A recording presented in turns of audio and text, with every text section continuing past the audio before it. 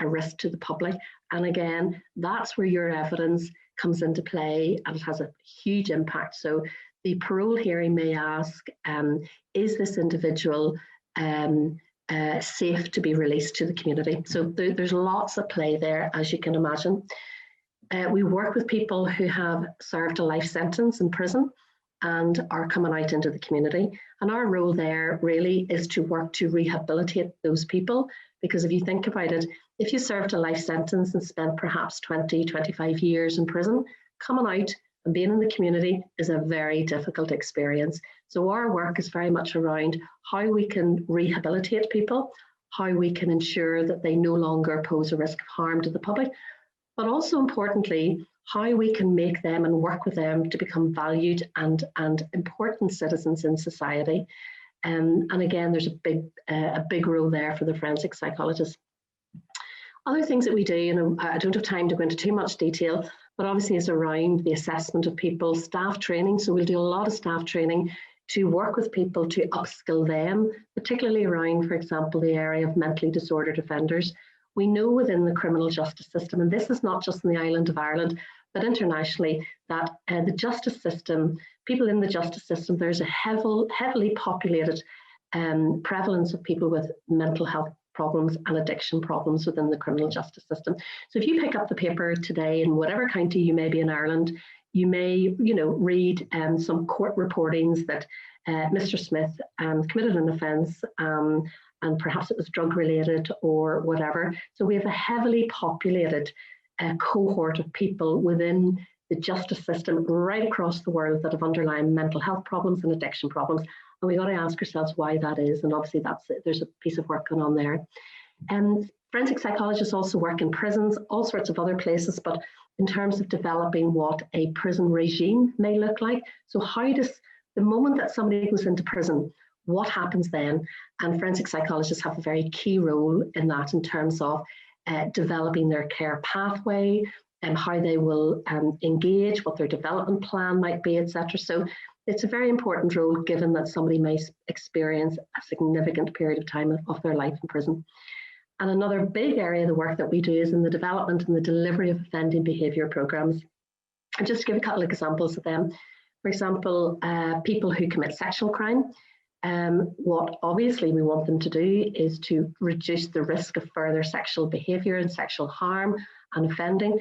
So we will engage them in very intensive psychological programs that will address their offending behaviour and the triggers for that sexual offending, and obviously with the whole aim of trying to reduce the likelihood of them further offending within a sexual manner, and obviously to reduce more victims in our society. And that applies across all of the domains that we work within. So we have a lot of offending behaviour programs in domestic abuse and alcohol misuse, in sexual offending, you name it. There's a lot of things that are going on in terms of developing those specific dedicated psychological programs. In terms of core practice, again, just very briefly, it is just some examples here, by providing your expertise and your specialist assessment to a whole range of stakeholders. But for us as forensic psychologists, in the main, it is around doing assessments and providing that very specialist knowledge and expertise to civil courts, criminal courts, to parole boards, to judges, to sentencers, etc. And for whole sorts of lots and lots of different reasons that you'll get asked to provide your expertise. In the main, though, particularly within the criminal justice field, it is all about offence-focused work. And I just mentioned there mental health, because for forensic psychologists, we are very interested in trying to improve an individual's well-being, psychological well-being, mental health, to help reduce the likelihood of them reoffending. And as a practitioner, your main role as a forensic psychologist obviously will be with the client, will be with the offender. And as I said earlier about advising on disposal, that might sound a not so good word, but it is a legal term in terms of the disposal of cases. So how you will advise the sentencing judge in terms of what treatment an individual might need, or if we are of the opinion that the offence itself is so serious that it warrants a custodial sentence, we'll advise obviously then on the management of very difficult and complex mentally disordered people, and then how we actually go about rehabilitating people, which is critically important. So there's just a few examples there. And again, if we move on, some other major areas of intervention work that we do specifically are around, why do people commit violent crime? We will look at how we manage and provide interventions to reduce the risk of further offending through behavioural interventions, and through looking at interventions to target their sexual offending, around their sexual deviance, etc. We've talked about mental health issues.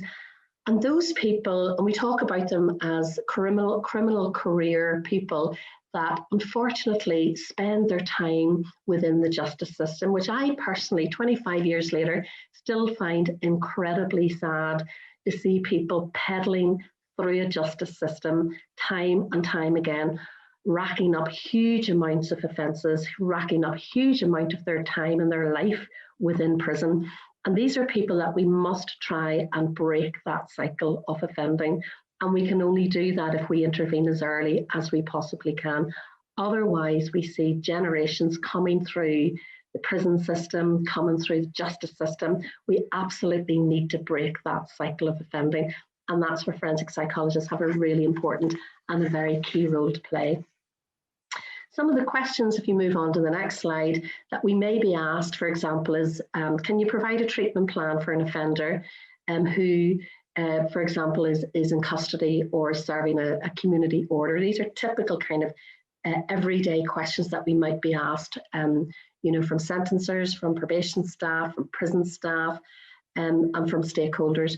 So, what are the psychological factors that are involved that may justify somebody getting bail or somebody being released from prison?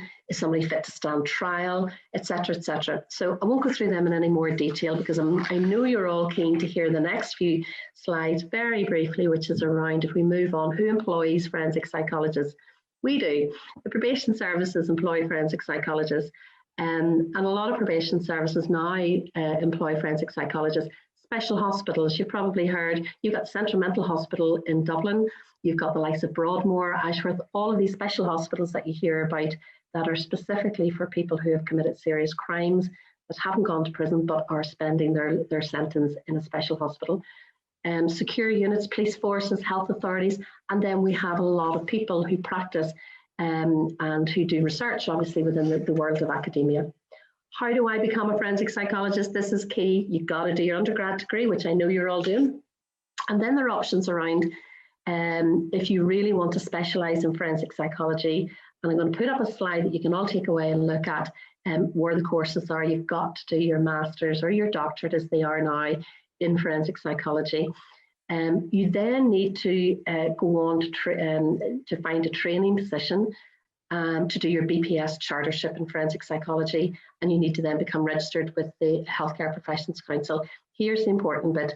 How do I get a post? So I get on a course. You get on a course by finding the experience, and I know our previous speakers spoke about getting that relevant experience. And anybody that I will advise, and I know, just for example, somebody that's on today has spoken to me very recently, and Suzanne, I actually think it's one of your students, and who spoke to me very early in their course to say, how do I become a forensic psychologist? So how do I map out what that experience should look like?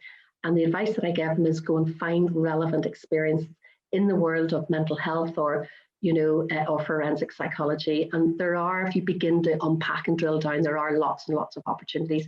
They won't be called forensic psychologists, but they will be relevant in terms of what you're looking for to get onto one of those courses.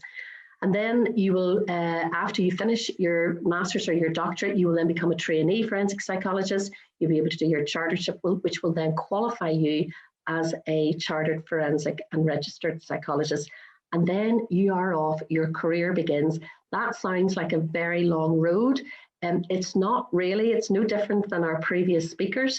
But at the end of it, there are many, many opportunities if you want to work in this field within prisons, within probation services, within police forces, etc. There are opportunities. If we move on, I am not going to go through the next couple of slides. I'm just going to put them up there and you can look at what a typical course might be in forensic psychology, the legal system, criminal psychology of criminal behaviour. If we move on to look at psychology and investigative role in terms of offender profiling, the treatment of offenders, psychology in the court, hugely important. I always say to anybody, if you ever get a chance to go to court, sit in court. If you want to be a forensic psychologist, sit as an observer and observe the dynamics of a court. It's very interesting because one day you will be in the box giving evidence, and obviously the whole research methods that's associated with it. Lastly, where do I find these courses? This is a very heavily populated slide if we move on. And you probably not be able to read it too well, but here are the courses now for anybody that has an eye for detail and a very quick eye for detail. What you will discover is that there are no courses in the island of Ireland. Hint to all the course directors that are online, we need a course in forensic psychology here in Ireland. I think we have a huge amount of interested people that we don't want to lose. We don't want going across the water to do these courses. We want to keep them, we want to home grow them, and we want to shape and develop our forensic services going forward. Just to say that's all of these courses, you don't have to actually, some of them are online, I suppose is what I'm trying to say. I'm happy to talk to people afterwards about which ones. Some of the trainees that I have done some online as well as working as a trainee, and that's worth a treat for them. And folks, that's really it. The next slide just gives you some of those courses that are around. I will finish by saying that it is a really, really worthwhile career. You make a difference to a lot of people. Sometimes it's very stressful, but actually seeing the transition of people who have been those career criminals and who have spent perhaps a very long period of their life in prison, to actually see them change, to see the changes that they can make, and to see these people become very valued citizens in our society is hugely worthwhile. I will say it's not for everyone. It can be stressful, but it is hugely worthwhile. I've been in this role I've been working for criminal justice for 25 years. Every day, it's a very humbling experience to work with the people that we work with. If you choose this as a career, you will have a very worthwhile career. And I wish all of you huge success in whatever you do. You're all spoiled for choice in terms of the options that you have to do, but I know whatever it is that you choose, it'll be the right one. So thank you to everybody, and thanks for your time, and enjoy the rest of the day. Over to you, Suzanne.